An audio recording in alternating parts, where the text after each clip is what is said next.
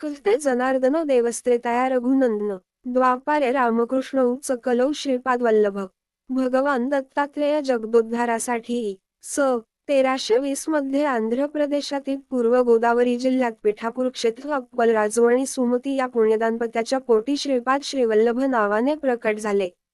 दत्तात्रेयांचा हा आद्य अवतार होय. त्यानंतर कारंजा क्षेत्रात श्री नृसिंह सरस्वती या नावाने दुसरा अवतार घेऊन अद्भुत असे चरित्र दाखविले. श्रीपाद श्रीवल्लभांच्या चरित्राविषयी सरस्वती गंगाधर रचित श्री गुरुचरित्र या मराठी ग्रंथामध्ये फारच थोडी माहिती उपलब्ध आहे. कलियुगात श्रीपाद श्रीवल्लभ अवतार हा श्री दत्तप्रभूंचा प्रथम अवतार किंवा आद्य अवतार होय. श्रीपाद श्रीवल्लभ ख्रिस्त शके 1320 कृष्ण लक्ष्मी सौभाग्यवती सुमती महाराणी यांचे तृतीय संतान म्हणून जन्मले. श्रीपाद श्रीवल्लभांना श्रीधरराज शर्मा व रामराज शर्मा हे दोघे भाऊ आणि श्रीविद्याधरी, राधा आणि सुरेखा या 3 बहिणी होत्या.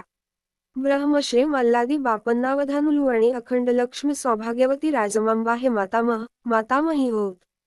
श्रीपाद श्रीवल्लभांच्या चरित्राची रचना शंकर भट या कर्नाटकी देशस्थस्मात ब्राह्मणाने संस्कृत भाषेत केली आणि नंतर त्याचा तेलुगू भाषेत अनुवाद केला. ही तेलुगू अनुवादाची मूळ प्रत उपलब्ध आहे.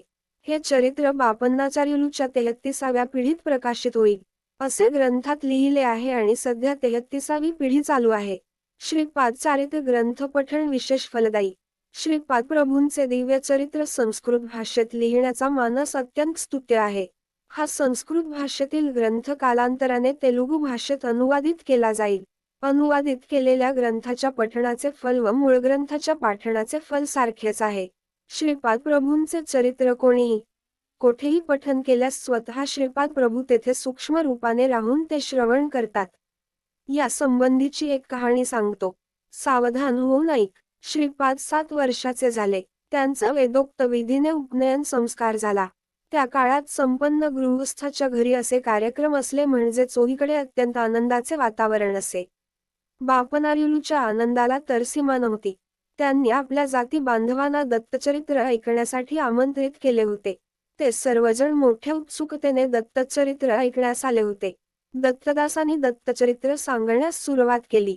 ते म्हणाले, पूर्वयुगात अनसूया आणि अत्रि महर्षी या परमपावन दाम्पत्याला एका पुत्ररत्नाची प्राप्ती झाली.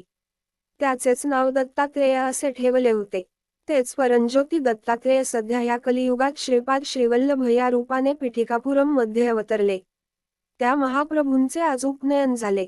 उपनयनानंतर दिव्य तेजस्वी असे आपले प्रभू अधिकच पुंज दिसू लागले.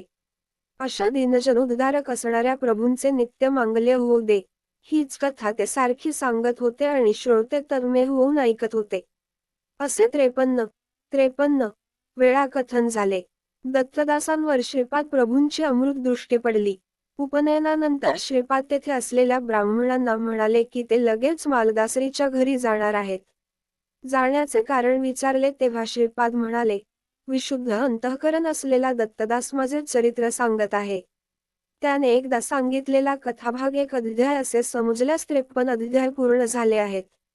माझ्या चरित्रातील 53 अध्याय श्रद्धेने पूर्ण करणाऱ्याला देण्यासाठी असलेले सद्य फलित लगेच त्याला द्यायचे आहे. श्रीपाद प्रभूंच्या भक्त वात्सल्याला जाती कुलाचा भेद नाही.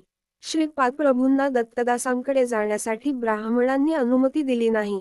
तेव्हा श्रीपाद क्रोधावेशाने म्हणाले, तुम्ही कोणालाही पंचम म्हणून नीच जातीच्या लोकांना वृच्छतेने दाबून टाकीत आहात.